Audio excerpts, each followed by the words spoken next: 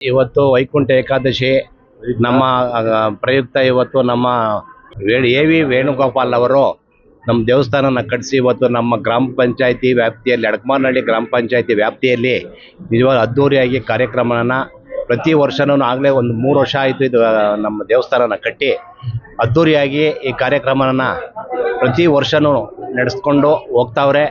ಅವರು ಭಗವಂತ ಅವರು ಎಲ್ಲರಿಗೂ ಅವ್ರ ಕುಟುಂಬಕ್ಕೂ ಅವ್ರಿಗೆಲ್ಲರಿಗೂ ಒಳ್ಳೇದಾಗಲಿ ಮತ್ತು ನಮ್ಮ ಗ್ರಾಮ ಪಂಚಾಯತ್ ವ್ಯಾಪ್ತಿಯಲ್ಲಿ ಇದೊಂದು ದೇವಸ್ಥಾನ ಆಗಿದೆ. ತುಂಬ ಸಂತೋಷದ ಒಂದು ಸುದ್ದಿ.